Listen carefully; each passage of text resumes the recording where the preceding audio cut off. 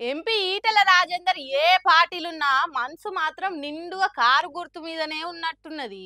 గులాబీ రంగు మీదకే మనసు గుంజుతున్నట్టున్నది. ఎట్లా పిల్ల, నువ్వెట్లా చెప్తున్నావు? నువ్వేమన్నా ఈటెల రాజేందర్ నువ్వు ఎక్స్రే తీసినావా, లేకుంటే స్కాన్ చేసినావా, ఎట్లా చెప్పగలుగుతున్నావు అంటారు కదా మీరు. కాబట్టి నేను మాట్లాడా, ఈటెల సారే మాట్లాడతాడు, ఆయనతో మీకే తెలుస్తుంది.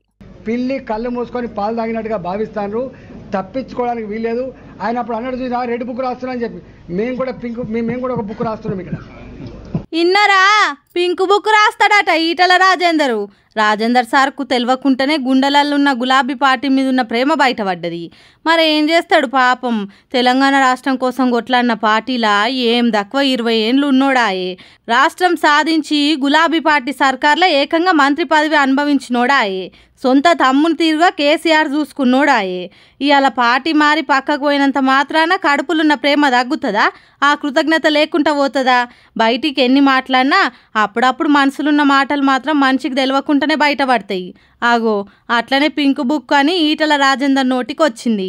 అంతేకాదు, ఈటల రాజేందర్ గులాబీ పార్టీ మారనైతే మారిండు కానీ ఇప్పటి వరకు ఒక్కసారి కూడా గులాబీ పార్టీ మీద విమర్శలు చేయలే. ఇష్టం ఉన్నట్టు ఈ రోజులలో రాజకీయ లీడర్లు మాట్లాడినట్టు మాట్లాడలే. అంటే రాజేందర్ సార్కు గులాబీ పార్టీ మీద ఎంత ప్రేమ ఉన్నదో చూడుండ్రిగా. పింక్ బుక్ అన్న తర్వాత నాలుక వెనుక గుంజుకొని కాషాయం బుక్ అని మళ్ళా చెప్పిండు. చూసిండ్రా, నవ్వుకుంటేనే కాషాయం బుక్ రాస్తాం అని 2 సార్లు చెప్తున్నాడు. ఎన్నిసార్లు చెప్పినా ఈటల రాజేందర్ సార్ మనసులో గులాబీ పార్టీ మీద ప్రేమ తెలంగాణ జనానికి తెలుసు అని అంటున్నారు సార్ గురించి తెలిసిన పబ్లిక్. సర్కారు హాస్టళ్లలో చదువుకునే పిల్లలు ప్రతిరోజు ఎక్కడనో కాడ దావకాన్ల పాలవుతున్నారు. కల్తీ బువ్వ తిన్నందుకు, ఖరాబైన నీళ్లు తాగినందుకు పానాల మీదకి వస్తున్నది పిల్లగాన్ల పరిస్థితి. కొన్ని దిక్కులల్లో కొందరి పానాలు కూడా పోతున్నాయి. అయ్యవ్వ లబోదిబో అని మొత్తుకున్నా పట్టించుకునే నాదుడే లేకుండా అయిండు. ఇటు ప్రతిపక్ష పార్టీలు సర్కారుకు ఎన్నిసార్లు చెప్పినా చెవు మీద పేను వార్తలేదు. అందుకే హైకోర్టు సర్కారు మీద కన్నెర చేసింది. మొద్దు నిద్ర పోతున్నోళ్లను గుద్ది లేపాలే అన్నట్టు తెలంగాణ సర్కార్కు హైకోర్టు గట్టి ఆర్డర్లే వేసింది. అసలు తెలంగాణ హాస్టళ్లలో ఏం జరుగుతుంది? పిల్లల ఆరోగ్యం ఏమైపోయినా పర్వాలేదా? ఇంకెంతకాలం నాణ్యత లేని బతుకులు? సర్కారు తీసుకుంటున్న చర్యలు ఏంటి? అసలు సర్కారు ఏమైనా చర్యలు తీసుకున్నదా?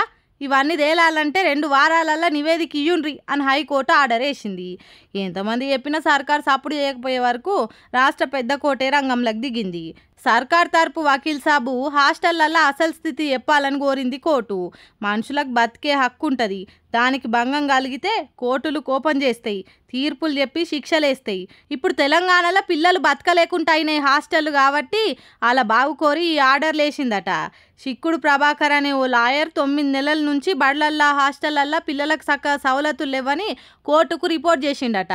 దాని మీద హాస్టళ్లల్లో ఏం జరుగుతున్నదో, పిల్లలకు ఎసొంటి సవలతులు ఉన్నాయో మొత్తం లెక్కలతో సహా మాకు చెప్పాలి అని కోర్టు కోరిందట. మరి ఇట్లనన్నా తమ తప్పు తెలుసుకొని హాస్టళ్లను మంచిగా చేసి పిల్లలకు మంచి బువ్వ మంచి చదువు అందిస్తారో, లేకుంటే ఎప్పటి షిప్ప ఎనుగుల్నే అన్నట్టు చేస్తారో చూడాలి.